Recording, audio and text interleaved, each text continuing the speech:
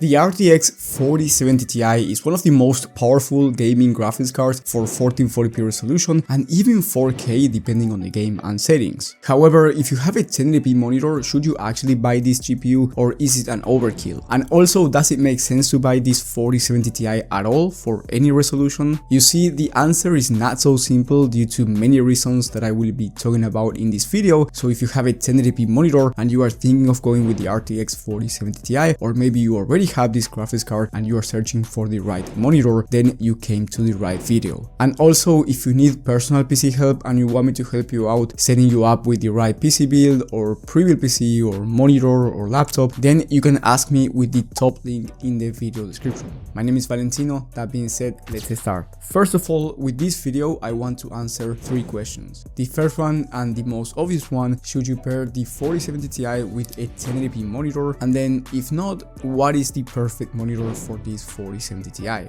And lastly, should you actually buy it or are there better options in the market for around the same price? Well, to answer that first question, I decided to test this Nvidia RTX 4070 Ti in a very high demanding game in Cyberpunk 2077. This is one of the most high demanding titles that you can test today, and at first I tried to make it difficult by setting everything to ultra, but honestly it was a very easy task for this 4070 Ti. It wasn't even breaking a sweat and the total average was around 140 FPS. I was literally getting esports type of frame rates in a very high demanding title. Keep in mind that these high demanding games, you should play them at around 70 to maybe 120 FPS max. Of course, if you achieve higher frame rates, that's great, but it's not going to give you any advantage. Now, I tested many other high demanding titles and the trend continues here. This GPU is very powerful for 1080p resolution, and in my opinion, way too many FPS for high demanding titles. But that's when I decided to turn on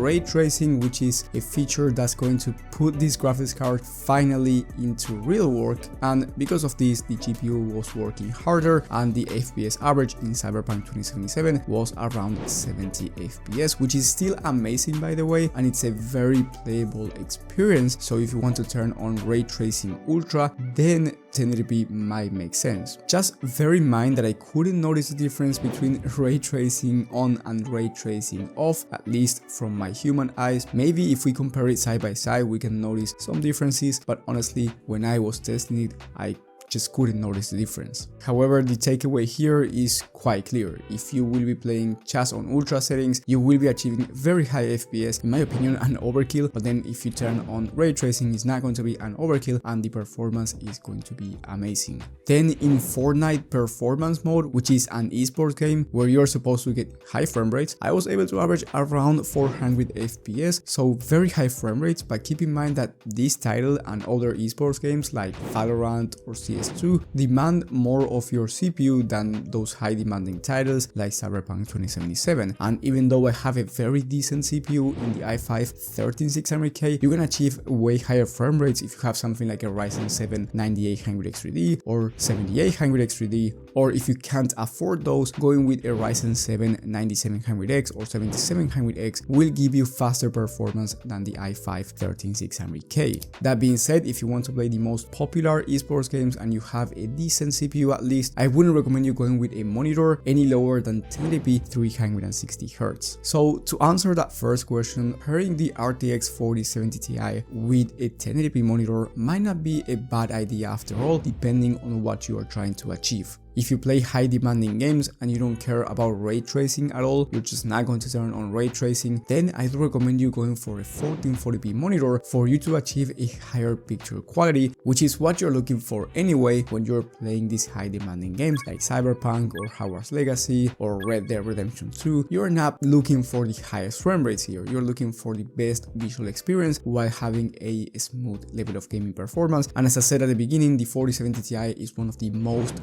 powerful powerful GPUs for 1440p resolution. So you can play those games on high to ultra settings at 1440p with no issues and a smooth level of performance. Now, if you want to turn on ray tracing, yeah, maybe going with a 1080p resolution monitor is going to be ideal, but keep in mind that you have DLSS, so you can play at 1440p resolution, DLSS quality, high to ultra settings depending on the game, with ray tracing enabled, and you will still achieve an amazing level of performance and it's going to be smooth regardless. So you can go with a 1440p monitor as well, turn on ray tracing, and just make sure you turn on DLSS. In my opinion, that's actually a better idea overall. Now, if you want to play esports games, my recommendation is a bit different. Having a 1080p monitor is going to be perfect because here you are looking to maximize for FPS. Just make sure you have a good CPU alongside the 4070 Ti, which I will be talking about in just a second, and also just make sure you have a 360Hz or 540Hz 1080p monitor. Otherwise, it doesn't really make sense because you can easily fit a much cheaper GPU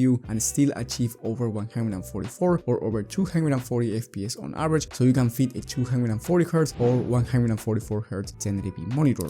That way you will be saving a ton of money by going with a lower tier GPU, or get a higher refresh rate monitor if you want a smoother performance, or just go with a 1440p 144 or 240Hz monitor if you want to balance both quality and performance. Now you can find the perfect monitor for your needs and this 4070 Ti down below in the video description with the latest prices and availability in your region. So if you want to play esports games and you want better picture quality, you will find that monitor right there. And also if you want to play high demanding titles or maybe esports shooters with the best performance possible. And to answer the question on whether the 4070 Ti makes sense at all or not, well, it depends. First of all, just make sure that your favorite games will not require more than 12 gigs of VRAM in your favorite settings. Secondly, the RTX 4070 Ti by the time of filming goes for around $730 brand new, which at this price point it doesn't really make sense. So unless you get a